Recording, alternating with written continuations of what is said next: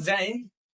आज देखेंगे सैल चट्टान के प्रकार। जैसे कि हम जानते हैं चट्टान जो हमारे धरातल से बनते हैं, ठीक है, हमारे पृथ्वी के अंदर जो मैग्मा है, मैग्मा उससे निर्मित होता है, ठीक है।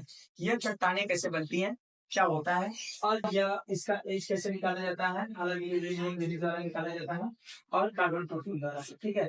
तो कार्बन 14 क्या होता है कि जैसे कि किसी भी कंकाल या जीवाश्म या चट्टान पे, उस पे जो ऊपरी परत पे जो कार्बन 14 रहता है उसका, जैसे कि कोई मृतक शरीर है, ठीक है, उसके कंकालों पे हम कार्बन 14 का अध्ययन करते हैं कि जिसपे उसकी मात्रा कितना है, क्योंकि कार्बन 14 घटते जाता है और कार्बन 12 और 13 ये घटता नहीं है, ठीक है। इससे पता चलता है कि कोई व्यक्ति कितने साल पुराना था और है, ठीक।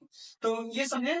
और चट्टान का, जैसे कि चट्टान को सेल और शिला भी कहते हैं, पाषाण भी कहते हैं, ठीक है। तो ये है चट्टान। तो इसके बारे में अध्ययन करना है, पृथ्वी का जो चट्टान है कैसे बना, कैसे निर्मित हुई, पृथ्वी कैसे निर्मित हुई, ठीक है। इसी के बारे में हम आज अध्ययन करेंगे, ठीक है। जैसे कि हमने देखा कि पृथ्वी फायर बॉल है, मतलब आग का गोला है, बोला ये धीरे धीरे ठंडा होने लगा, ठीक है। मतलब शीतलन के कारण ठंडा होने लगा, जिसपे इस पे ठंडे होने के कारण ये जो मैग्मा है वो चट्टानों में परिवर्तित हो गया, ठीक है, चट्टानों में परिवर्तित हो गया। जैसे यहाँ पे ये चट्टानों पे परिवर्तित हो गया, ये फायर बॉल था, ठीक है। फायर बॉल मान के चलो ये धीरे धीरे चट्टानों का रूप लेने लगा और धीरे धीरे ये उबाल मारा, जैसे कि इसमें उबलना है, जैसे दूध उबलता है वैसे उबाल के कारण यह धीरे धीरे छिद्र नुमा बना दिया और इसे छिद्र से इसी में से लावा बाहर आते गया और जलते गया, ठीक है। तो और जलते गया या ठंडा होने गया, तो यही होता है अग्नेशन। अग्नेशन और शारीशल पांडुशन, ठीक है। जैसे कि आप देख सकते हैं इस फिगर द्वारा आप समझाएंगे हम। तरल क्षत्रिय मतलब ये होता है और शारीशल,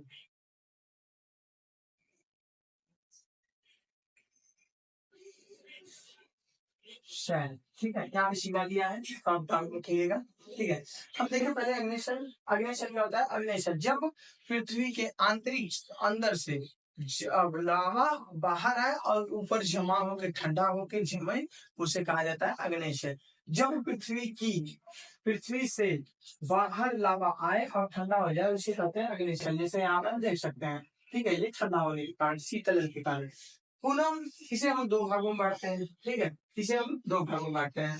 एक है बहिर्वेदी और एक है अंतर्वेदी। जब मैग्मा मैग्मा धरातल, ये धरती है, धरती का जो परत है उसके अंदर तक मतलब उबाल मारे और अंदर जाके ठंडा हो जाए, ये होता है अंतर्वेदी, मतलब अंदर ही ठंडा हो गया। ये होता क्यों है, क्योंकि यह जो लावा होता है यह अम्लीय होता है। अम्लीय लावा मोटा होता है जो जल्दी ठंडा हो जाता है, और क्षारीय लावा वो होता है जो बहुत दूर तक जा सकता है, ठीक है। तो जो बड़े वैदिक होते हैं वो बहुत ऊपर जाके धरती के ऊपरी सतह पे ठंडा होते हैं, ठीक है। आशा करते हैं आपको समझ में आ रहा होगा।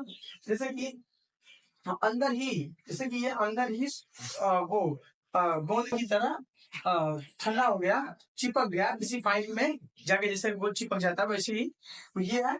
और यहाँ पे क्षारीय वो है जो जैसे किसी पाइप से जल गुजारे और वो दूर दूर तक चला जाए, ठीक है।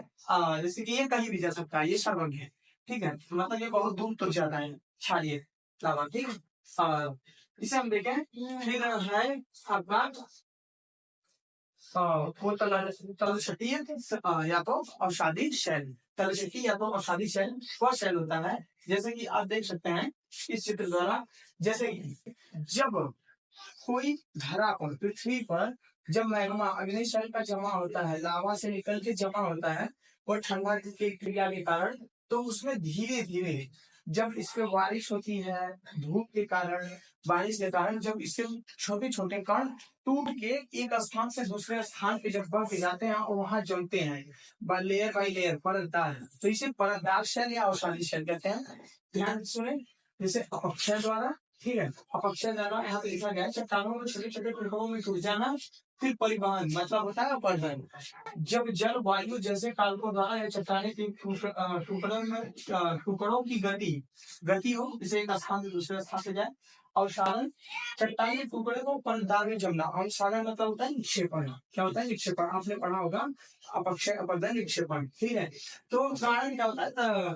तलछटों के संगठन में दबाव दब जाने के कारण फिर आश्मीकरण। आश्मीकरण तलछटों के चट्टानों को ठोस से कठोर मतलब एकदम कठोर हो जाएगा, वो होता है। ठीक है। तो ऐसे जैसे कि ये अगले शैल है यहाँ पे, ये ज्वालामुखी से लावा निकल के ये ठंडा हुआ और ये बारिश द्वारा, हवा द्वारा, किसी द्वारा ये टूट के फिर यह पानी द्वारा बह के यहाँ पे जमा हुआ।